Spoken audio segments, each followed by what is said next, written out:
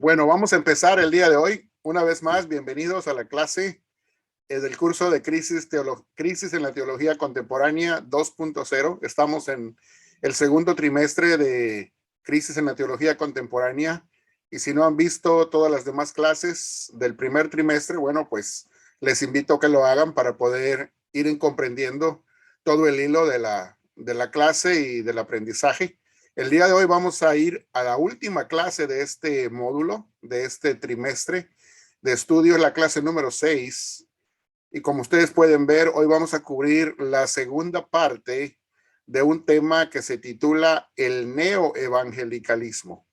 De manera que hace 15 días cubrimos la primera parte y ustedes pueden encontrarla ya como video y lo pueden checar y examinar y estudiar en detalle en el canal de YouTube de Casa de Estudio Reino de Dios. Ahí tienen la lección 5 y van a encontrar el neoevangelicalismo parte 1 para que puedan ustedes ver el inicio de esta presentación. Ahora tomamos la segunda parte y vamos a entrar de lleno ya a lo que es la exposición.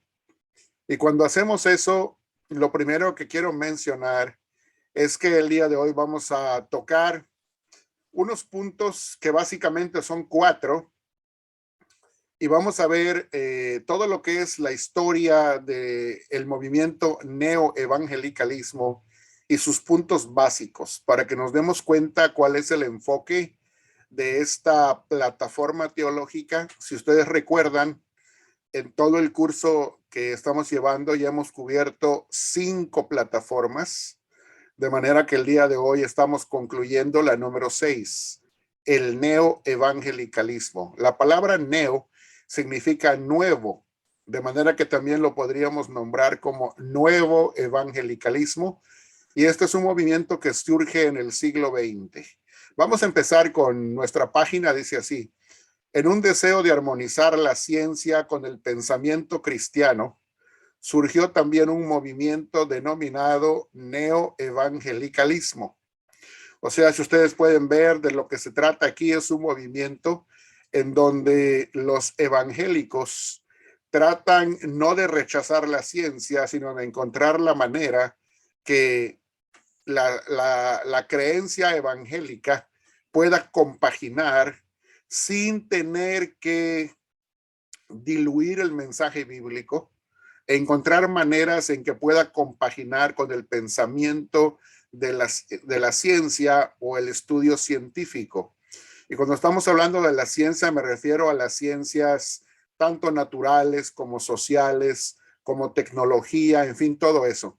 ¿Cómo es que la astronomía, cómo es que la paleontología, cómo es que la geología, la biología, la química, todo eso puede compaginar con lo que es la creencia evangélica en las escrituras?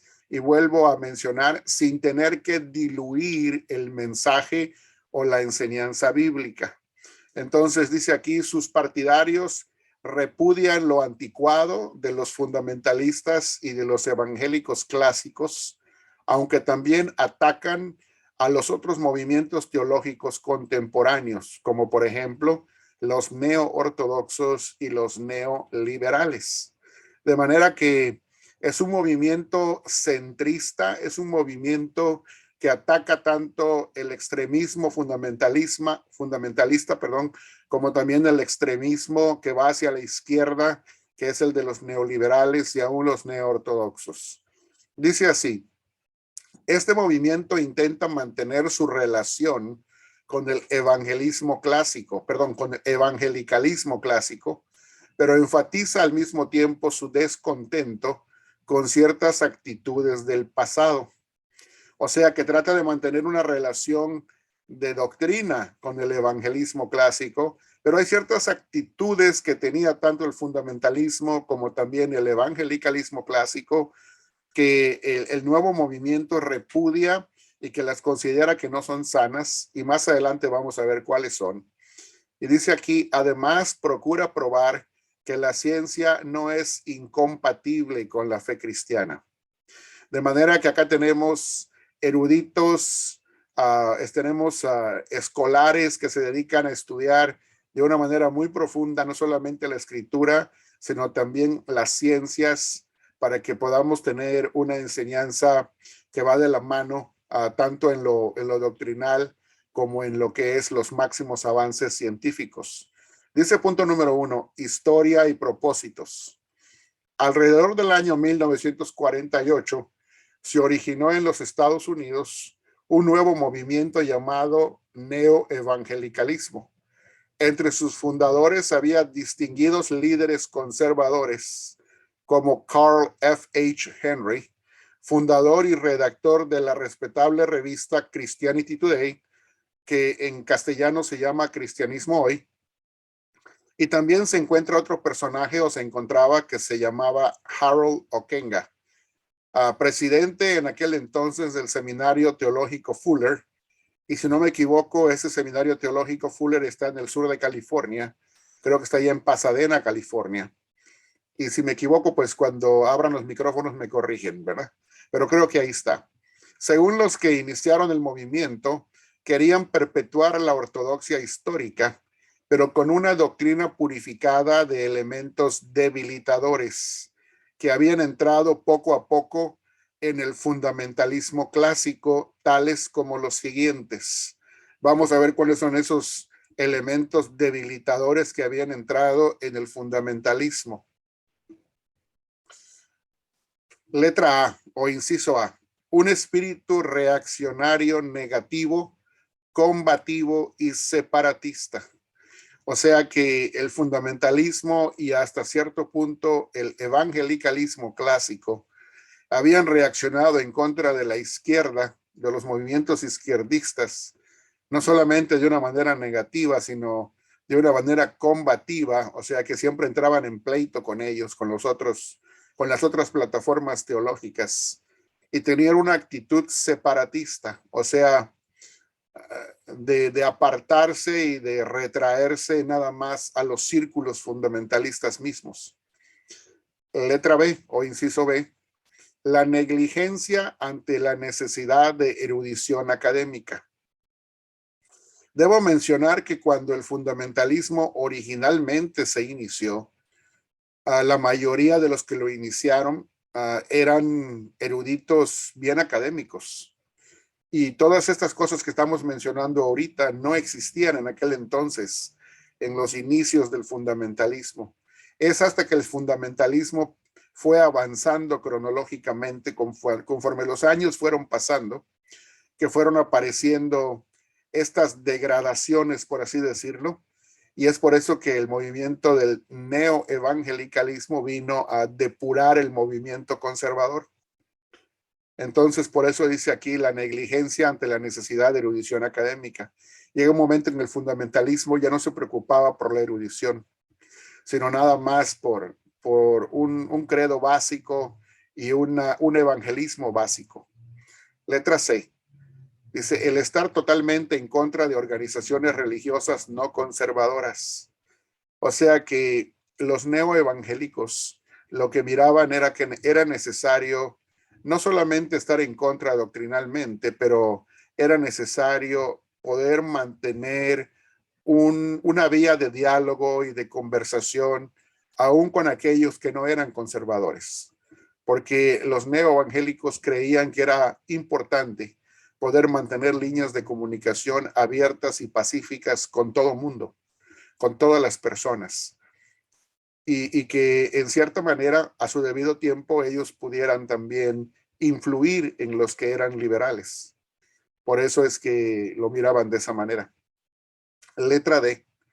La identificación del evangelicalismo, o sea, el evangelicalismo clásico, con el dispensacionalismo.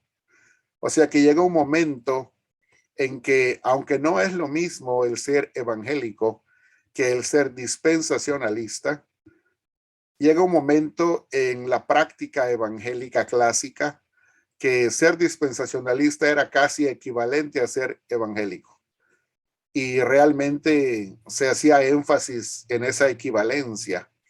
Ahora, los neoevangélicos vinieron a la escena y dijeron, no, ser evangélico es una cosa y ser dispensacionalista es otra, porque no todos los evangélicos son dispensacionalistas. aunque lo inverso sí es correcto. Todos los dispensacionalistas sí son evangélicos, pero no todos los evangélicos son dispensacionalistas. Entonces era necesario hacer esa diferencia. Y letra E, el rechazo absoluto de las evidencias presentadas por la ciencia. O sea que llega un momento en que los neoevangélicos miran que es muy importante que no se puede estar rechazando todas las evidencias presentadas por la ciencia, nada más con decir, ellos son no creyentes y por eso es que están mal, sino que las evidencias hay que observarlas, hay que analizarlas y hay que profundizar en las evidencias científicas por lo que son, de una manera independiente. Y eso no debe de ir en contra de nuestra fe, sino que debemos saber enfrentar la ciencia de una manera correcta. Entonces no hay que tenerle miedo a la ciencia, pero el fundamentalismo sí lo hace. Nada más cierra la puerta y no tiene ningún tipo de contacto con lo que es científico. De ahí que vamos a pasar ahora al punto número 2. Puntos de vista del neoevangelicalismo. Dice, son 4 los puntos de vista que serán considerados en esta lección, pues representan en términos generales el pensamiento teológico de este movimiento. Y vamos a ver el inciso A, que es el punto 1, la actividad literaria y procientífica. Dice aquí, el neoevangelicalismo ha estimulado la actividad literaria de parte de eruditos neoevangélicos, lo cual ha tenido por consecuencia la producción de muchos artículos en revistas y un buen número de libros profundos sobre doctrina, apologética, o sea, que es la defensa de la fe, y la relación entre la fe cristiana y la cultura. Esto ha logrado disipar notablemente la imagen de oscurantismo e ignorancia que tenía la ortodoxia histórica en los Estados Unidos en las 2 décadas anteriores. O sea, estamos hablando de un tiempo entre el 1930 y 1950. O sea, durante ese tiempo había una imagen de oscurantismo. Oscurantismo quiere decir que están sumidos en la oscuridad porque rechazan todo tipo de estudio académico. Entonces, estaba tratando el neoevangelicalismo de superar eso.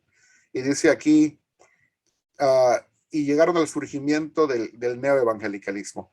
Entre los escritores de este movimiento están F.F. Bruce, Leon Morris, Philip Hughes, Bernard Ramm y Edward Carnell. Algunos de ellos ya fallecieron, algunos otros no. Pero lo importante de ver aquí es que para ese tiempo ya estaban marcando la diferencia estos eruditos neoevangélicos. Estaban haciendo una diferencia ya desde ese tiempo. Hablemos desde 1948 para aquí, ¿verdad? Para el futuro, hacia el futuro. Entonces, estos eran algunos de los que fueron los iniciadores de este movimiento neoevangélico. Y aquí tenemos algunos de ellos, de los más famosos. Como dijimos, está Carl Henry, Harold Ockenga, Billy Graham, que es uno de los más famosos. Es considerado, digamos, el portavoz del evangelismo desde el punto de vista neoevangélico. Está Charles Fuller, que del nombre de él viene el Seminario Teológico Fuller. Está Ronald Nash, F.F. Bruce, Leon Morris, Philip Hughes, Bernard Ramm y Edward Carnell, como lo mencionamos. Hasta el día de hoy se pueden encontrar las obras en inglés escritas por muchos de ellos y algunos son clásicos de la literatura evangélica. Algunos están traducidos al castellano, muchos otros nunca lo fueron. En cuanto a sus obras traducidas al castellano, pero yo quería que ustedes vieran quiénes eran ellos y seguimos adelante. Dice aquí, en cuanto a actividad literaria y procientífica, tenemos la continuación.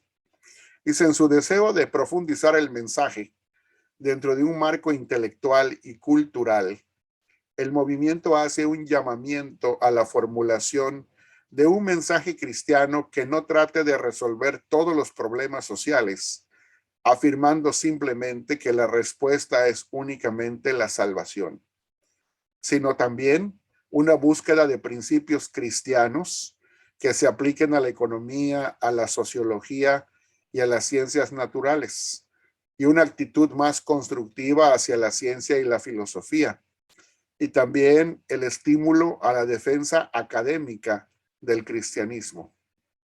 En pocas palabras, lo que está queriendo decir esto es que habían muchos fundamentalistas y muchos evangélicos clásicos que desde un punto de vista simplista, cuando se les cuestiona, su única respuesta es: todo se arregla con la salvación. Lo único que se necesita es que prediquemos el evangelio de salvación, y todo en la vida de una persona, y no solamente en la vida individual de una persona, sino en toda la sociedad. No hace falta nada más que se predique el evangelio y todo lo demás se va a arreglar. Entonces, el movimiento neoevangélico dice: la salvación es indispensable. El mensaje del evangelio de salvación es indispensable. Pero para hacer otros cambios en la sociedad y a todo nivel, se necesitan otros tipos de principios que también sean bíblicos, otro tipo de valores y de aplicaciones que también sean bíblicos y cristianos, y no solamente con una simple respuesta de decir: acepta a Cristo y eres salvo y todo lo demás se compone, sino que hay mucho más después de eso, decían los neoevangélicos. Entonces, de eso se trata. No es de rechazar la salvación y el mensaje de la salvación, sino además de ese mensaje hay que buscar otras pautas bíblicas y cristianas que ayuden a la sociedad a seguir avanzando y mejorando también, aún en las áreas en donde no se ha aceptado, y aún en las personas en quienes no han aceptado el evangelio. Pero hay principios que sí se pueden aplicar. Es lo que ellos esgrimían y lo que estaban tratando de buscar. Ahora vamos a la letra B en cuanto a la escatología. La escatología es la doctrina de las cosas del fin y luego de los tiempos del fin. Dice así: también muchos de los neoevangélicos han pedido una actitud mucho más tolerante en cuanto al pensamiento escatológico, y para lograr quizás un consenso de acercamiento hacia aquellos que están en movimientos no conservadores como los neoortodoxos, por ejemplo, ellos piden una actitud más tolerante hacia ideas diferentes de la escatología y un diferenciarse del llamado dispensacionalismo. Y he explicado un poco acerca de ello. Número 2, una condena de las tendencias oscurantistas del fundamentalismo, o sea, esa tendencia a ser antiintelectual, antiacadémico. Y 3, la correcta actitud de los cristianos que procuran extender una mano hacia los que ellos tratan de alcanzar para Cristo. O sea, que no tiene que haber una condena ni una actitud condenatoria hacia aquellos que tratan de alcanzar para que se conviertan a Jesucristo. O sea, el fundamentalismo ataca todo aquello que no es cristiano. Entonces, los neoevangélicos decían: no tenemos por qué atacarlos, tenemos que ganarlos para Cristo. Entonces, era una actitud diferente. Aunque la doctrina era la misma, la actitud era muy diferente. Ok, seguimos. C, en cuanto al evolucionismo. Otro punto en el que se califica a los neoevangélicos bajo diferentes aspectos es lo que se llama creacionismo progresivo. En base a eso se puede decir que, si bien es cierto que la ortodoxia histórica no cree en la evolución naturalista, o sea, la darwiniana, esta última proporciona datos suficientes para hacernos reflexionar, y entre paréntesis, aunque no aceptarla, pero sí nos hace reflexionar. Y dice: y el veredicto de la paleontología no se puede desechar mediante el ridículo pensamiento piadoso. O sea que toda la información que la paleontología nos da como ciencia válida, no se puede nada más desechar con decir: eso no es cristiano y no es de fe, sino que hay que saber darle una respuesta bíblica y una respuesta académica correcta. De manera que no podemos nada más escudarnos con decir: eso no es cristiano, eso no es de fe, y meter la cabeza en el hoyo como lo hace el avestruz. Ese es el punto que los neoevangélicos están tratando de decir. Tenemos que tener una preparación académica para poder responder académicamente a aquellos que nos atacan académicamente. Entonces dice aquí, esto es para que comprendamos qué significa creacionismo progresivo. Dice, el postulado del creacionismo progresivo es la enseñanza de que Dios creó de nuevo. Y crear de nuevo significa que crea por completo, que Dios creó por completo tanto la parte material como la parte inmaterial de cada especie o de cada criatura. Por eso dice así, de que Dios creó de nuevo en varios pasos, es decir, que Dios creó el primer miembro de cada especie. O sea, un ejemplo, creó un tiburón por completo, creó una rana por completa, creó cualquier otro animal y también creó al hombre por completo. Pero en cuanto al resto de la creación, dice así, el cual miembro a su vez se desarrolló o evolucionó. Vamos a explicar un poquito más esto. Dice así, entonces las especies no han transmutado de una especie a otra en una cadena ininterrumpida de eslabones. El creacionismo progresivo de esta manera refuta y rechaza la evolución darwiniana. ¿Por qué? Porque la evolución darwiniana es la que postula la transmutación de las especies. O sea que una mosca pudo haber cambiado a una rana, pudo haber transmutado a una rana. Y luego una rana se transmutó, ¿qué será? A un tiburón. Y un tiburón se transmutó a otra especie y así fue transmutándose de especie en especie hasta que llegó a un simio y después de un simio transmutó y se convirtió en un Homo sapiens, o sea, en un ser humano. Entonces, el creacionismo progresivo rechaza eso. Dice, este punto de vista acerca de la evolución dentro de las mismas especies, que a veces es llamado microevolución, se opone a la macroevolución, que enseña la transmutación de una especie a otra. O sea que el creacionismo progresivo sí apoya la microevolución. ¿Qué significa eso? Significa que si Dios, por ejemplo, creó una rana, sí puede ocurrir y de hecho ha ocurrido evolución en la especie o en las criaturas que se llaman ranas, pero lo único que podemos ver es que se producen ranas de diferentes variedades. Hay ranas de un color, hay ranas de otro color, hay ranas de un tamaño, hay ranas de otro tamaño. En fin, hay variedad de ranas y la evolución ocurre dentro de la misma especie. A eso se llama microevolución.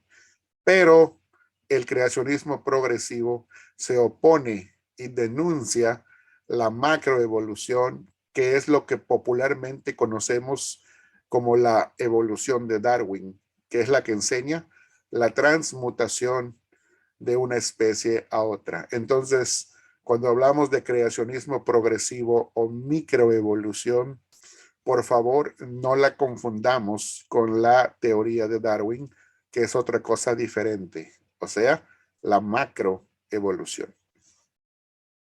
Entonces, los neoevangélicos, no todos, pero muchos han utilizado este punto del creacionismo progresivo para explicar ciertas cosas bíblicas. Y luego pasamos al punto D.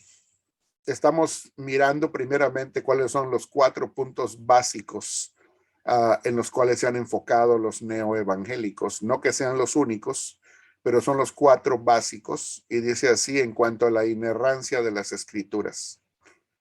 A pesar de haber fortalecido la fe evangélica en el anterior aspecto, o sea, en el del creacionismo progresivo, algunos neoevangélicos han sido acusados por los fundamentalistas y los evangélicos clásicos de haber debilitado la autoridad de las escrituras al negar su inerrancia en todos los sentidos. Según los acusadores, algunos neoevangélicos afirman que Dios inspiró a los escritores bíblicos para escribir las verdades divinamente reveladas, pero que la inerrancia se limita solo a asuntos espirituales. Los acusadores reclaman que algunos neoevangélicos dicen que los escritores bíblicos, partiendo de su propia situación cultural e intelectual, eran capaces de errar en otros asuntos, como por ejemplo la ciencia y la historia. Dice, es decir, que según algunos neoevangélicos, la inerrancia de la Biblia está limitada al ámbito de la fe, la práctica y la autoridad de sus enseñanzas espirituales. Por una parte, algunos evangélicos aplauden esta posición doctrinal como la solución a las dificultades y problemas que se encuentran en el texto bíblico. O sea, lo ven como una solución para eso. Por otra parte, existe también la obra literaria más amplia y profunda que defiende la infalibilidad verbal de la Biblia. O sea, que también defiende la totalidad de la infalibilidad bíblica, la totalidad de la inerrancia bíblica. Y esta obra se llama God, Authority and Revelation, Dios, Autoridad y Revelación, que fue escrita por Carl F. H. Henry, uno de los que fueran los más distinguidos voceros del movimiento neoevangélico. También el ala más conservadora del movimiento neoevangélico produjo en 1978 una declaración que se llama la Declaración de Chicago sobre la inerrancia bíblica.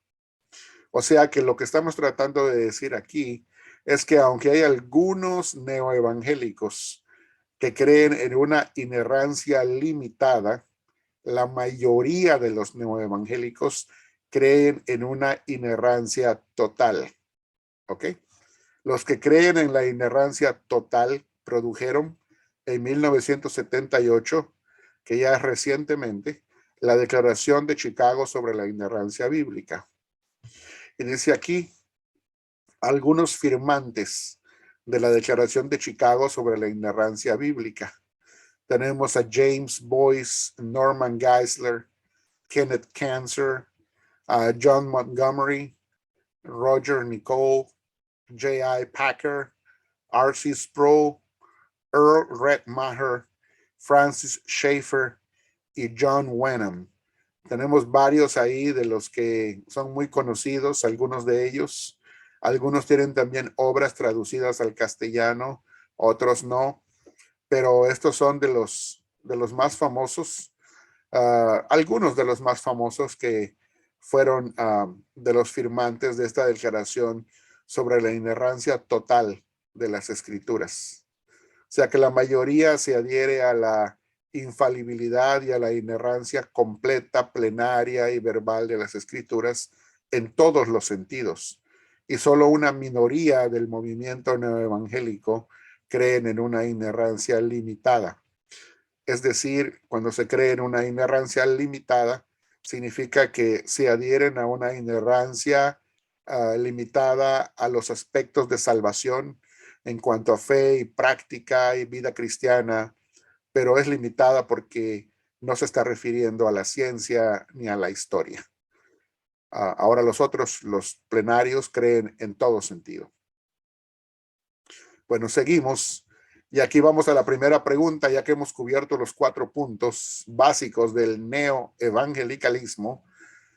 Viene la pregunta, ¿cuál de los 4 puntos del enfoque del neoevangelicalismo te parece el más importante hoy y por qué?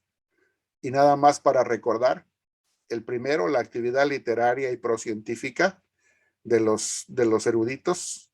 2, el diferenciarse del dispensacionalismo. 3, el creacionismo progresivo. Y 4, la inerrancia de las escrituras. La pregunta, ¿cuál de los 4 puntos del enfoque del neoevangelicalismo te parece el más importante hoy y por qué? Y aquí voy a dejar de compartir con ustedes la pantalla y vamos a regresar para platicar un poquito sobre estos puntos que creemos son muy importantes dentro de esta plataforma teológica. Ahora sí pueden abrir su micrófono y podemos platicar sobre alguna cosa que necesite clarificación, sobre lo que es el neoevangelicalismo y contestar su pregunta si la tiene o recibir su comentario. ¿Pueden abrir su micrófono, por favor?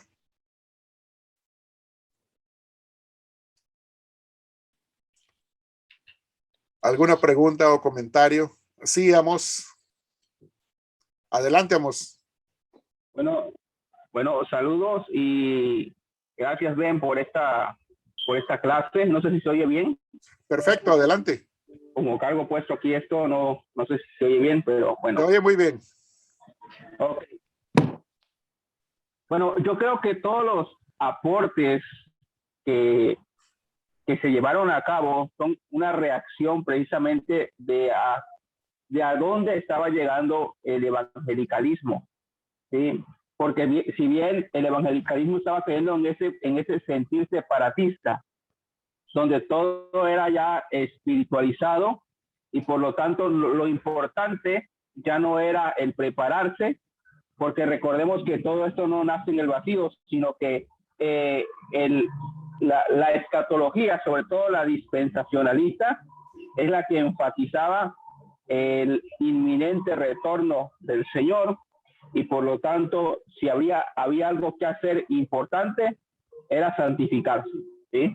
Entonces yo creo que en base a esto, la reacción de estos nuevos evangélicos son prudentes para el tiempo que hoy estamos viviendo. Me llama la atención la hermenéutica o la nueva hermenéutica que se propone y que va a pesar en balanza la hermenéutica dispensacionalista. Yo creo que eso se debe seguir haciendo aún en nuestros días. La actividad literaria procientífica, esto es importante porque, por ejemplo, el pentecostalismo, cuando estaba en su efervescencia, no producía este tipo de escritores, de autores, porque como bien comentaba, yo creo que no era la prioridad de ellos el educarse en la academia, sino más bien decir esto es de fe y esto no es de fe. Pero algo que me llama mucho la atención y que yo creo que esto es como que lo más importante para mí es el concepto de la inerrancia. El concepto de la inerrancia a mí me encanta porque precisamente se ataca y actualmente también se sigue atacando a la Biblia en este punto, porque dicen, bueno, la Biblia tiene errores, la Biblia se contradice, y yo creo que es importante hacer una relectura de lo que nosotros entendemos por inerrancia para poder presentar una correcta apología en respecto a este tema en particular, a nuestra generación. Bueno, gracias. Gracias, Amos. Y sí es muy interesante, ¿verdad?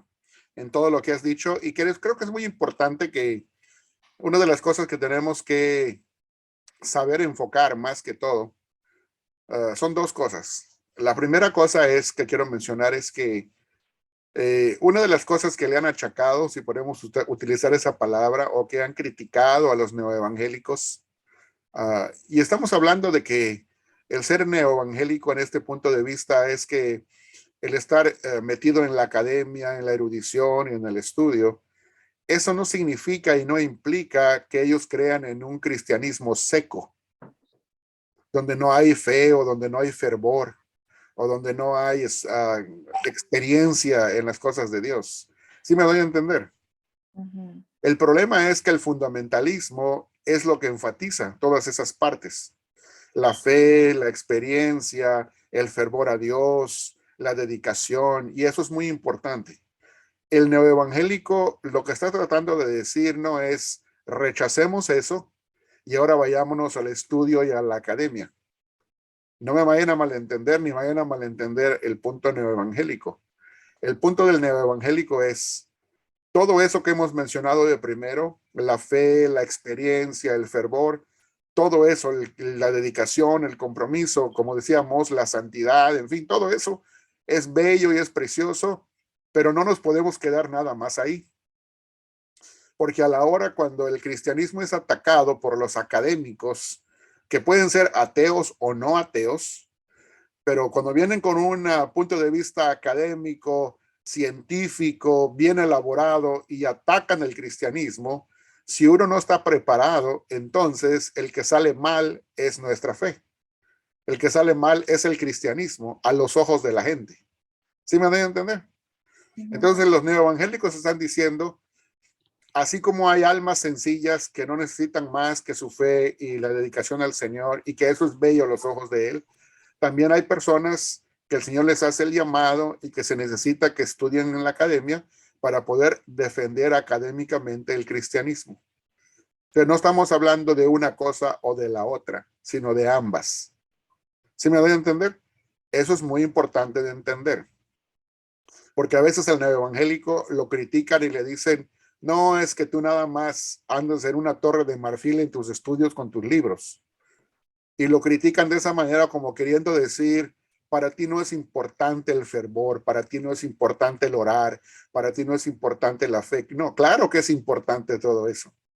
Nadie está diciendo que no es importante. Pero estamos hablando en este momento de la otra cara de la moneda. ¿Sí me doy a entender? Digamos que es una moneda con dos caras. La moneda del estudio y la academia y la moneda de la práctica, del fervor, de la experiencia cristiana y de la dedicación y todo eso. Y que ambos lados es importante. Claro que Dios no le hace ese llamado académico a todo mundo, sino que Dios también hace llamados a diferentes personas para diferentes cosas. Eso lo entendemos, ¿verdad? Y lo podemos percibir. Ahora, la otra cosa es que tenemos que entender también es que aunque el neoevangelicalismo tiene un enfoque y una manera muy específica de querer abarcar conservadoramente ciertas cosas bíblicas, es importante notar que como en cualquiera de las plataformas que hemos estudiado, aún los neoevangélicos se pueden equivocar. ¿Por qué? Porque somos seres humanos. Por el mero hecho de ser seres humanos nos podemos equivocar. O sea que el neoevangelicalismo puede tener muy altas expectativas y muy buenos ideales, pero no todos alcanzan la práctica de la academia y de la fe de una manera balanceada ni de una manera bien enfocada. En el camino puede haber gente que logre hacer eso y también puede haber hermanos nuestros en la fe que aún traten de hacer eso y fallar en el camino. O sea, puede haber algún tipo de desvío académico o puede haber también algún tipo de desvío en la práctica de su fe. Entonces, no por eso, porque alguien falló, quiere decir que todos los ideales del movimiento se vienen para abajo porque alguien falló. O sea, también tenemos que darnos cuenta de eso, ¿no? O sea, una cosa son los postulados y los ideales del movimiento y otra cosa es la práctica de las personas. Sigamos. Levantaste la mano, ¿no? Sí, algo que también me llama mucho la atención de lo que comentabas es ese énfasis también en lo que podemos llamar como el evangelio social que se predicó en parte por la teología liberal, ¿no? Sin embargo, el neoevangelicalismo propone, como tú dices, esa balanza entre el evangelio espiritual que predicaban enfáticamente el fundamentalismo, pero también esa otra parte, ¿sí? Lo cual se me hace muy interesante porque no podemos irnos o bien de un lado al extremo de la derecha o al extremo de la izquierda, sino buscar ese balance. Y yo creo que esta propuesta o esta plataforma al final es lo que pretende ser ese punto intermedio. Gracias. Gracias. Y una vez más, nada más déjenme mencionar esto para poderlo poner en contexto, en su tiempo, ¿verdad? Cuando el neoevangelicalismo aparece, el neoevangelicalismo está tratando en su tiempo, en los 1950s, está tratando de poner en perspectiva, en buena perspectiva, dos movimientos que se habían ido al extremo. Por un lado, el liberalismo había llegado a los Estados Unidos, por ejemplo, en este país, y había dicho, bueno, aquí lo importante nada más es el evangelio social. Lo importante, dijeron los liberales, vamos a dejar de predicar la Biblia, vamos a dejar de predicar la salvación, vamos a dejar de enfocarnos en denunciar el pecado y el llamado a la salvación, a la conversión. Vamos a dejar todo eso. Eso nada más es la salvación individual. Ahora, lo que los liberales decían es, abandonemos eso y dediquémonos nada más a la salvación de la sociedad. Y por la salvación de la sociedad ellos veían darle de comer a los pobres, o sea, lo que se llama el evangelio social, ayudar con medicinas, ayudar con todo tipo de cosas físicas y materiales a la gente que padece necesidad. A eso se le llama evangelio social, ¿verdad? Entonces, el evangélico vino y dijo, nada de doctrina, puro evangelio social, pura ayuda social, acción social. Entonces viene el fundamentalista en reacción a eso y lo lleva al otro extremo. Le dice al liberal, tú dices que acción social, tú dices que evangelio social, no, nada de eso, dice el fundamentalismo. Lo que importa aquí es llamar y denunciar el pecado. Lo que importa es llamar a la gente a que se convierta.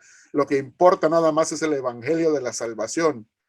Entonces se va al otro extremo y deja de poner atención a la sociedad que le rodea, a los males de la sociedad que ve alrededor.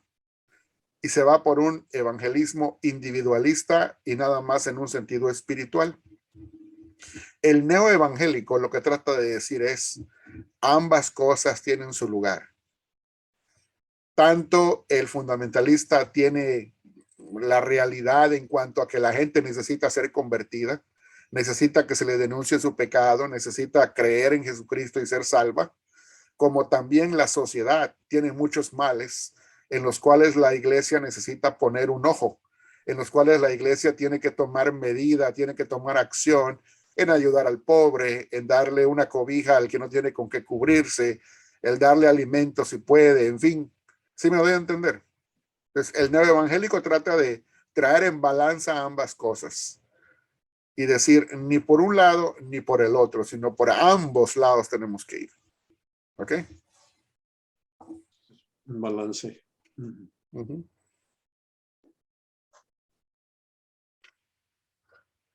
Sí, hermana Nancy.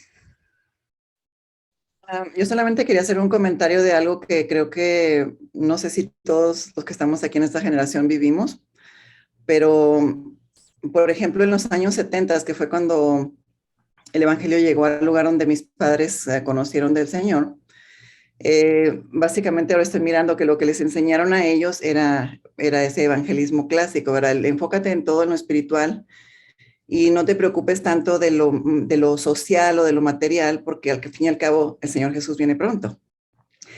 Y eso dio como resultado que muchos de los jóvenes de ese tiempo, podría decir personas un poco mayores que yo, dejaron, por ejemplo, de estudiar en sus profesiones seculares, porque les decían que era más importante que ellos entraran a un instituto bíblico y fueran a predicar el evangelio por todo el mundo porque el tiempo era corto. Entonces dio origen a una sociedad totalmente separada de todos los asuntos sociales. Llevó a personas que, por ejemplo, no podían alcanzar a cierto grupo de personas. Por ejemplo, cuando una persona es un doctor, tiene cierta profesión, puede alcanzar a los que están en su grupo social, en el entorno en el que ellos se desenvuelven. Sin embargo, creo que mucha de esa generación no se perdió de alcanzar con el evangelio, de predicar el evangelio a todas esas personas. ¿Por qué? Porque se separaron completamente de los roles sociales, de los roles aún hasta de la política, y no aportaron absolutamente nada y dejaron en manos de otras personas que realmente no tenían temor de Dios todo el manejo de la sociedad. Y por eso creo que todo lo que viene a aportar este nuevo evangelismo, el neoevangelicalismo, es tan importante para el esparcimiento del evangelio, porque ahora quienes anhelan tener una profesión, anhelan tener una vida social, la pueden tener al mismo tiempo que conocen un poco más profundamente las escrituras y al mismo tiempo pueden alcanzar a personas que en otras formas nunca pudieran haber sido alcanzadas. Gracias, hermana Nancy. Y es bonito contextualizar el ambiente y ver cómo es que estos movimientos se van haciendo realidad aún en nuestra vida personal, aún en las experiencias que vamos teniendo, ¿verdad? y es bastante auténtico digamos, el ámbito de lo que usted vivió, y es muy importante darnos cuenta de eso, ¿verdad? Déjenme nada más mencionarles algo. Cuando hablamos de este tipo de enfoque, hay diferentes enfoques en cuanto a cómo podemos llegar hacia la cultura, hacia la sociedad en la que vivimos. Y eso va de acuerdo con la plataforma teológica que tengamos. Y muchas veces nosotros ni nos damos cuenta de eso, ¿verdad? Pero, por ejemplo, hay una que se llama Cristo en contra de la cultura. Y eso es lo que mucho del fundamentalismo tiene, como diciendo, Cristo está en contra de la cultura porque ven la cultura como algo totalmente, uh, con lo que debe estar completamente separada la iglesia. Como diciendo, la cultura no tiene nada, nada, en ningún sentido, nada positivo. Entonces, lo único que hay que hacer con la cultura es denunciarla, atacarla y derrotarla. Por eso esa perspectiva se llama Cristo en contra de la cultura. Hay otra perspectiva que se va al otro extremo, que es la del liberalismo, ¿verdad? Y dice, Cristo abrazador de la cultura. O sea que la cultura de afuera debe dejarse penetrar en la iglesia y que la cultura haga de nosotros como cristianos lo que la cultura quiera hacer. ¿Sí me doy a entender? O sea, es la otra manera completamente a la izquierda. O sea que nosotros nos hacemos cristianos seculares, por así decirlo. Pero hay otra postura que es ninguna de las otras dos, que es Cristo transformador de la cultura, que es una cosa completamente diferente. ¿Sí se dieron cuenta de lo que significa? No es Cristo en contra de la cultura.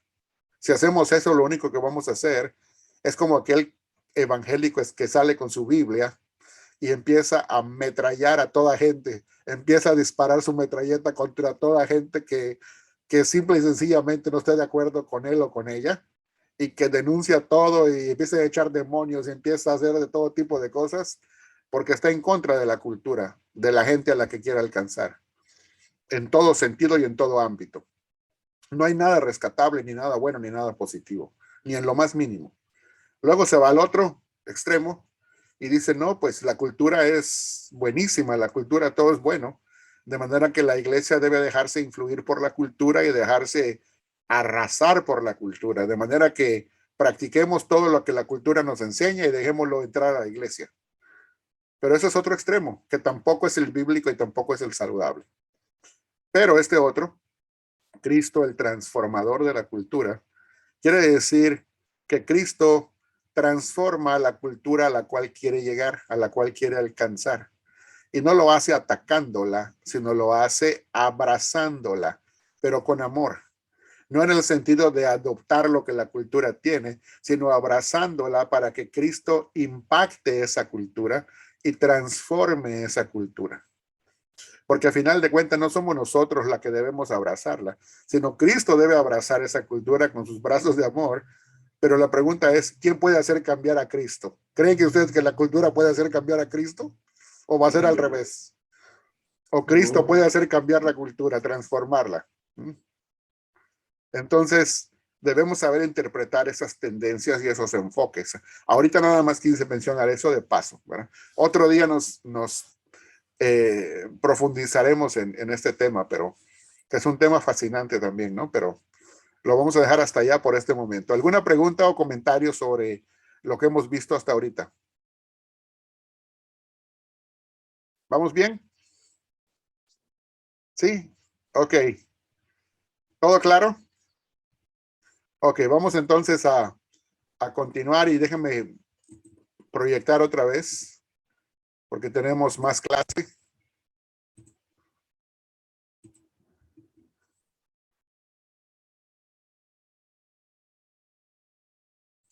Cierren sus micrófonos, por favor, y déjenme continuar. Luis, ¿sí estamos proyectando bien? Sí, todo bien. Ok, muy bien. Entonces seguimos aquí.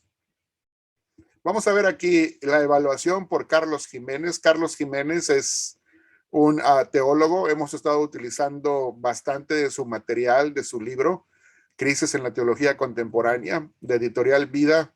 En esta ocasión, la evaluación y parte de la presentación que él hace la hemos adaptado a la presentación en las láminas que estamos llevando a cabo de las páginas de su libro 85 al 89, y él hace y dice estas palabras en cuanto a su evaluación. Dice así: a pesar de que los neoevangélicos se denominan conservadores, muchos fundamentalistas y evangélicos clásicos los miran como un resurgimiento de la neoortodoxia. O pone otra opción, una posición intermedia entre neoortodoxos y evangélicos clásicos. O sea que cuando él empieza a hacer esta evaluación, dice, hay algunos que los miran como si fuese lo mismo que la neortodoxia, pero ya hemos estudiado la neortodoxia y definitivamente no es neortodoxia, porque el punto de vista sobre la Biblia que tienen los neoevangélicos es mucho más conservador que la neortodoxia. Hay un respeto y un reconocimiento en cuanto a la inspiración de la Biblia que los neortodoxos, no tienen. Entonces, acá vemos que yo creo que por eso lo puse en un color amarillo, para que ustedes lo vieran, en resaltarlo con color amarillo, porque es una posición intermedia y creo que esa evaluación es más correcta. Es una posición intermedia entre neortodoxos y evangélicos clásicos. Sin embargo, se debe reconocer el buen interés de los neoevangélicos por la ciencia y por tratar de demostrar que el cristianismo no es oscurantista ni miedoso ante la ciencia. Esa es una de las cosas que vimos, ¿verdad? Ahora, otra cosa que quiero mencionar es que existe una sociedad teológica evangélica. Es un grupo que existe en los Estados Unidos, que empezó a existir desde 1949 y que hasta el día de hoy continúa, y es un grupo en donde se abarca y donde muchos de los que son parte del movimiento neoevangélico son miembros de esta sociedad teológica evangélica. Estamos hablando de que aquí es una sociedad de eruditos y académicos, de estudiosos de la Biblia. No estamos hablando que sea una denominación, no es una denominación, ni siquiera es una organización o una asociación en donde se agrupen a diferentes denominaciones. No, la Sociedad Teológica Evangélica es un grupo donde se alberga a individuos que son evangélicos, o mejor dicho, individuos neoevangélicos. Y es una sociedad en donde se estudian académicamente y se puede estudiar cualquier punto que se trate en cuanto a la Biblia y relacionado con la ciencia. Entonces es una sociedad investigadora en donde se dedican a los teólogos y los académicos a presentar sus ponencias y a encontrar formas en que la ciencia y la Biblia, como la suprema regla, puedan compaginar y puedan explicarse y darse luz uno a la otra, pero siempre teniendo a la Biblia como la máxima autoridad. Se los quería poner aquí para que sepan que existe.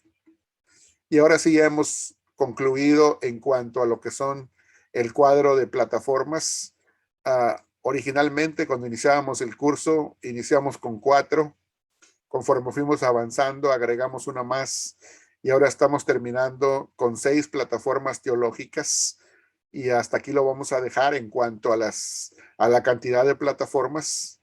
Y si ustedes ven desde izquierda hacia derecha, tenemos el liberalismo, que es una posición extremista, el neoliberalismo, que es la posición también extremista, que aparece un poco más después cronológicamente hablando. También tenemos el neoortodoxismo, que también todavía es una postura liberal, aunque moderada. Y acá tenemos el neoevangelicalismo, que es la nueva postura que acabamos de explicar y de poner, que se denomina conservadora y que también se denomina moderada, aunque es obvio que para sus críticos, si son de extrema derecha, pues no lo van a considerar ni conservador ni moderado, sino que los van a tildar de liberales, ¿verdad? Pero no lo son. Cuando analizamos en detalle el punto, nos damos cuenta de que cuando lo vemos desde un punto de vista tal y como es objetivo, pues es una plataforma diferente y una plataforma teológica que tiene por su propio derecho un espacio dentro de las plataformas que hay. Y es una plataforma más centrista, moderada y conservadora.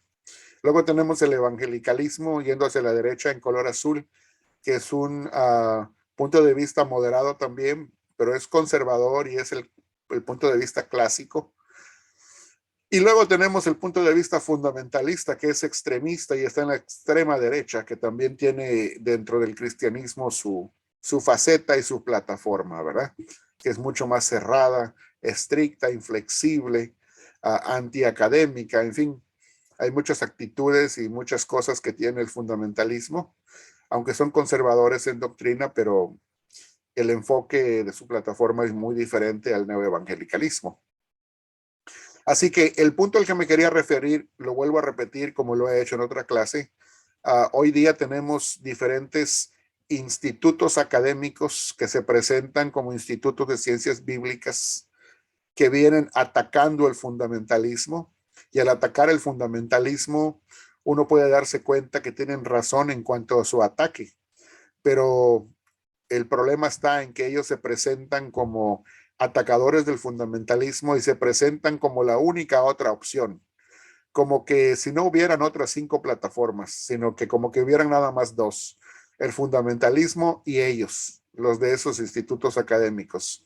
Lo que no le dicen a la persona con la que están tratando es de que ellos representan el punto de vista neoliberal.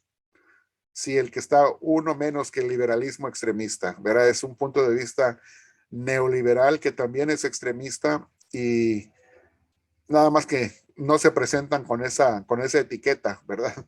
Y hay que tener cuidado porque ya cuando nosotros sabemos cuáles son las diferentes plataformas, entonces podemos decir, esa plataforma es tal cosa y aunque se presentan con otro nombre, por sus colores podemos identificarlos, o sea, cuando empiezan a explicar qué es lo que creen, cómo ven las cosas y cómo se acercan a la lectura de la Biblia, entonces pues nos damos cuenta que es puro racionalismo, ¿verdad? De la alta escuela bultmanniana. Entonces, nada más que no utilizan nada de esos términos ni nada de eso, porque eso los delataría. Y el problema es que la gente que no sabe, pues al escuchar, pues el fundamentalismo es incorrecto y sí lo es. Entonces, cuando le empiezan a mostrar cuál es la otra opción, pues caen redonditos en creer que es la única otra opción. Y como no conocen más opciones que esas dos, pues entonces se van al otro extremo, a la otra ala, cuando también hay otras posturas intermedias que son dignas de considerar, de analizar y quizás de identificarse con una de ellas. Eso ya le corresponde a cada uno de nosotros hacer un análisis personal e identificarse con una plataforma, la que crea que es la más bíblica, ¿verdad? Nosotros aquí educamos, no adoctrinamos, así que la elección es suya. Ahora viene la siguiente pregunta. ¿Estás de acuerdo en ubicar al neoevangelicalismo como una posición intermedia entre el neoortodoxismo y el evangelicalismo clásico? ¿Por qué sí o por qué no? En pocas palabras, de lo que nos decía hace un rato Carlos Jiménez, ¿crees que el neoevangelicalismo tiene su propia nomenclatura, debe tener su propio espacio como plataforma? O no debe de ser así y debe de confundirse o debe ser confundido con el neoortodoxismo, por ejemplo? ¿Qué piensan ustedes? Vamos a dejar de compartir aquí, vamos a recibir comentarios. Sigamos. Saludos, Ben. Saludos. Bueno, yo creo que efectivamente se trata de un punto Ya no te escuchamos, se truncó tu comunicación. intermedio para bien. Ok. Es decir, había esta guerra entre la posición extrema de la izquierda y la posición. Se volvió a trancar.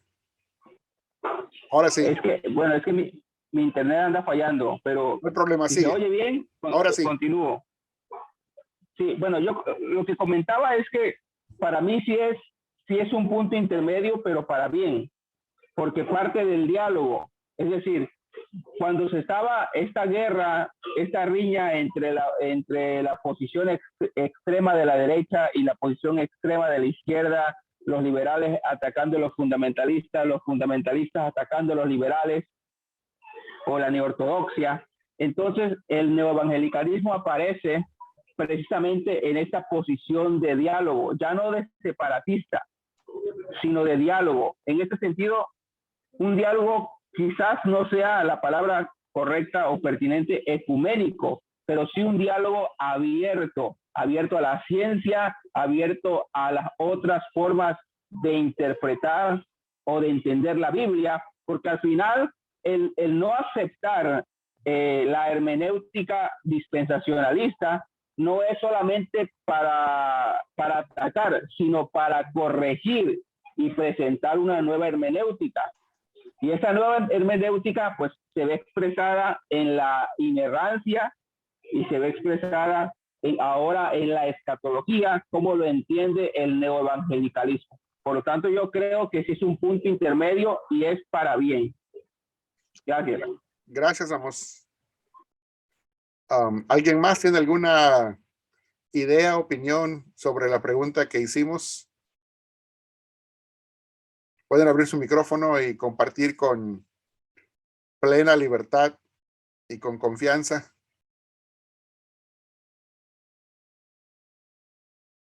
¿Qué les pareció? Bueno, lo poco que he entendido, porque todos estos términos son bastante nuevos para mí, Ajá. pero lo que yo entiendo es que el nuevo evangelismo viene a abrir nuestra mente, ¿no? Viene, por ejemplo, a quitarnos un poquito la religiosidad, ¿no? Y como que a ver las cosas de otro punto totalmente diferente, porque a veces como que nos volvemos muy religiosos, ¿no? Nos volvemos muy que el evangelio nada más es para unos, ¿no? Como para los escogidos. Y no es así. Cristo vino al mundo. Entonces, ahorita cuando empezaron a hablar de las culturas, que Cristo viene a romper totalmente la cultura, se me vino luego a la mente, por ejemplo, lo que estamos viviendo hoy en día, ¿no? En las escuelas, esta nueva ola de identidad, de género y todo eso. Entonces, estamos viviendo cosas grandes y fuertes para nuestra generación y para lo que viene para nuestros hijos. ¿Cómo lo vamos a ver? ¿Nos vamos a encerrar? ¿Nos vamos a apartar? ¿O vamos a, pues, abrazar, pero de una forma bíblica, ¿no? Con la Biblia en la mano y es así como yo lo puedo entender, ¿no?